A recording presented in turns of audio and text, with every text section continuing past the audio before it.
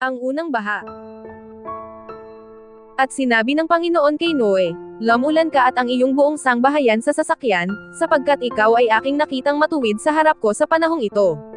Sa bawat malinis na hayop ay kukuha ka ng tigpipito, ng lalaki at ng kanyang babae, at sa mga hayop na hindi malinis ay 2, ng lalaki at ng kanyang babae.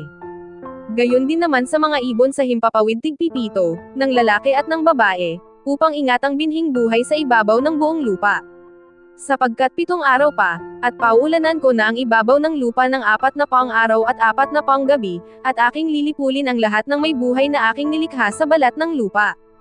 At ginawa ni Noe ayon sa lahat na iniutos sa kanya ng Panginoon.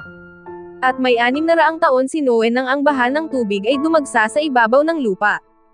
At lumulan sa sasakyan si Noe at ang kanyang mga anak, at ang kanyang asawa, at ang mga asawa ng kanyang mga anak, dahil sa tubig ng baha. Sa mga hayop na malinis, at sa mga hayop na hindi malinis, at sa mga ibon at sa bawat umuusad sa ibabaw ng lupa. Ay 2 dumating kay Noe sa sasakyan, na lalaki at babae ayon sa iniutos ng Diyos kay Noe. At nangyari na pagkaraan ng 7 araw, na ang tubig ng baha ay umapaw sa ibabaw ng lupa. Sa ika-600 taon ng buhay ni Noe, ng 2 buwan, sa 17 araw ng buwan, ng araw ding yaon, ay nangasira ang lahat ng bukal ng lubhang kalaliman, at ang mga durungawan ng langit ay nabuksan. At umulan sa ibabaw ng lupa ng 40 araw at 40 gabi. Ng araw ding yaon, ay lumulan sa sasakyan si Noe, at si Sem, at si Cham, at si Yafet, na mga anak ni Noe, at ang asawa ni Noe, at ang 3 asawa ng kanyang mga anak na kasama nila.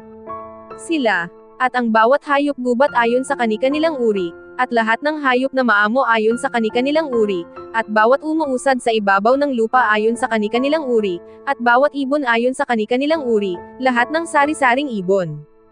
At nagsidating kay Noe sa sasakyan na 2 ang lahat ng hayop na may hinga ng buhay. At ang mga nagsilulan, ay lamyulang lalaki at babae, ng lahat na laman, gaya ng iniutos sa kanya ng Diyos, at kinulong siya ng Panginoon. At tumagal ang baha ng 40 araw sa ibabaw ng lupa, at lumaki ang tubig at lumutang ang sasakyan, at nataas sa ibabaw ng lupa. At dumagsa ang tubig at aking mainam sa ibabaw ng lupa, at lumutang ang sasakyan sa ibabaw ng tubig. At dumagsang lubha ang tubig sa ibabaw ng lupa, at inapawan ang lahat na mataas na bundok na nasa silong ng buong langit. 15 siko ang lalim na idinagsa ng tubig, at inapawan ang mga bundok.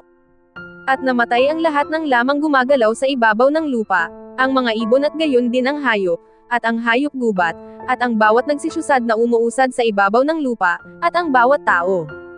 Ang bawat may hinga ng diwa ng buhay sa kanilang ilong, lahat na nasa lupang tuyo ay namatay.